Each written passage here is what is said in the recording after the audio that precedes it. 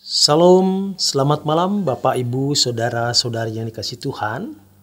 Senang dapat kembali menemani Anda malam hari ini dalam Renungan Malam Pendeta Dr. Erastus Sabdono.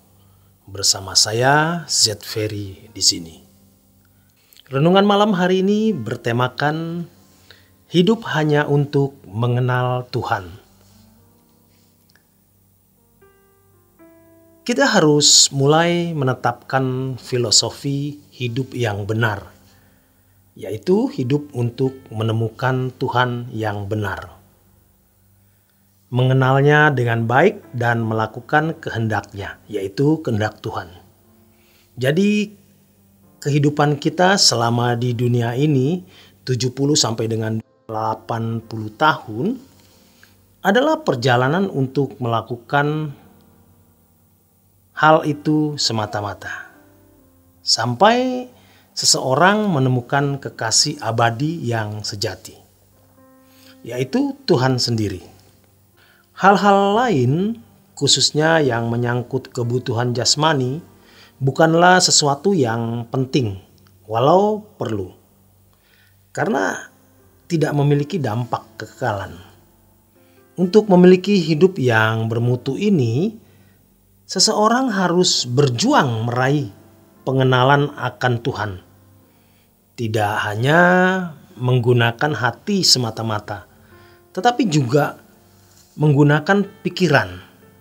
Dari pikiran yang mengenal Tuhan dengan benar, maka seseorang dapat memiliki hubungan yang harmonis dengan Tuhan. Hal ini akan tercermin dalam seluruh perilakunya. Contohnya, para tokoh di Alkitab yang menemukan Tuhan melalui wahyu-wahyu khusus atau pernyataan-pernyataannya, yaitu pernyataan-pernyataan Tuhan. Mereka belajar mengenal Tuhan melalui pengalaman hidup selama bertahun-tahun. 2 Timotius 3 ayat 16 menjelaskan hal ini.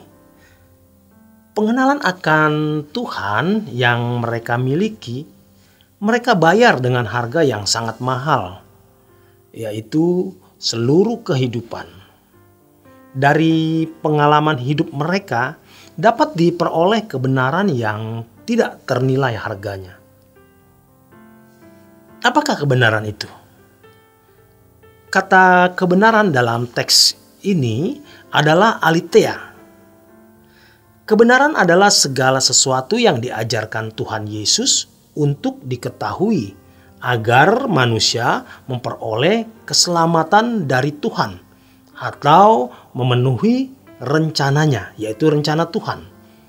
Dalam hal ini, kebenaran adalah yang pertama, semua butir-butir ajaran yang diajarkan Tuhan Yesus.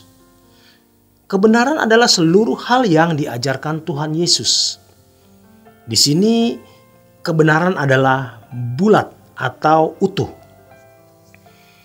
Kalau seseorang hanya menangkap sebagian yang diajarkan Tuhan Yesus, berarti belum mengenal kebenaran. Kemudian hal yang kedua, kebenaran itu ialah buah pikiran atau ide yang membuat seseorang mengenal Allah yang benar. Ini adalah ide Allah. Untuk menyerap ide tersebut, seseorang harus menggunakan pikirannya semaksimal mungkin. Mengenal Allah bukan hanya berarti memiliki pengetahuan mengenai Allah, tetapi mengerti kehendak Tuhan, apa yang baik, yang berkenan, dan yang sempurna. Roma 12 ayat 2. Kemudian hal yang ketiga, kebenaran adalah tuntunan yang menggiring seseorang kepada keselamatan dalam Yesus Kristus.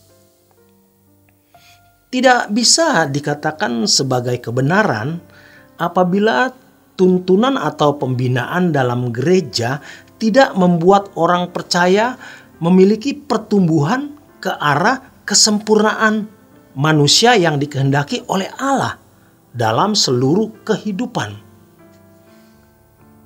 Untuk ini ada beberapa catatan penting, yaitu yang pertama, seseorang harus memiliki keyakinan bahwa Alkitab adalah satu-satunya sumber kebenaran yang tidak perlu ditambah oleh sumber manapun. Dengan prinsip ini, seseorang tidak memberi peluang terhadap sumber lain, seolah-olah dapat memberi masukan tambahan untuk mengenal kebenaran. Hal ini akan membuat seseorang fokus kepada Alkitab saja.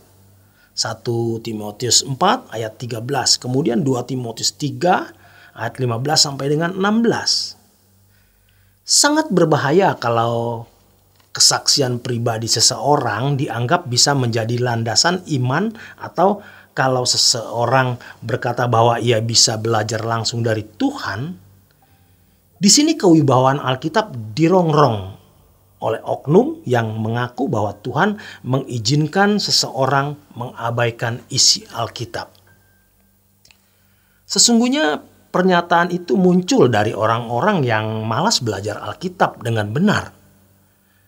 Dengan cara demikian, ia mengesankan bahwa orang percaya tidak perlu kerja keras dalam menggali kekayaan Alkitab. Hal yang kedua, seseorang harus merasa lapar dan haus akan kebenaran. Tanpa kehausan dan kelaparan, seseorang tidak akan dapat dipuaskan. Matius 5 ayat yang ke-6. Orang yang haus dan lapar akan mencari dan senantiasa memburu kebenaran. Mereka akan menggunakan kesempatan yang ada untuk menggali isi Alkitab guna menemukan kebenaran. Tuhan menjanjikan orang-orang seperti ini akan dipuaskan olehnya, yaitu oleh Tuhan. Kemudian yang ketiga, kesediaan untuk meninggalkan percintaan dunia. Lukas 16 ayat yang ke-11. Orang yang masih tidak benar dalam masalah harta tidak akan dipercayai harta yang sesungguhnya. Kata harta yang sesungguhnya dalam teks aslinya adalah alitenon,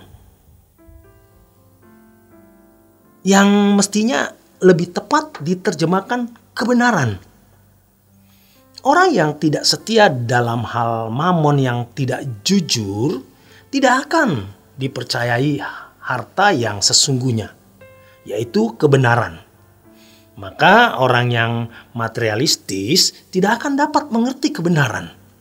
Dalam Matius 13 ayat 22 sampai dengan 23 dinyatakan oleh Tuhan Yesus bahwa percintaan dunia membuat seseorang tidak bisa mengerti firman Tuhan.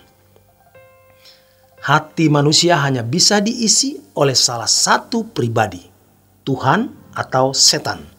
Matius 6 ayat 24. Kemudian hal yang keempat, kesediaan untuk meninggalkan dosa. Dalam salah satu kalimat khotbah di bukit, Tuhan Yesus mengatakan bahwa orang yang bersih hatinya akan melihat Tuhan atau mengerti kehendak Tuhan. Matius 5 ayat yang ke-8. Ini adalah langkah tersulit, tetapi tidak bisa ditawar sama sekali. Tanpa kesucian seseorang tidak akan dilayakkan menerima mutiara atau barang yang kudus dari Tuhan. Matius 7 ayat yang ke-6. Sebab orang percaya dipanggil untuk hidup secara luar biasa dalam kelakuan. Bila kehidupan Kristen seseorang tidak luar biasa atau biasa-biasa saja, Matius 5 ayat 20 menjelaskan, maka berarti ada yang salah dalam hidup kekristenannya tersebut.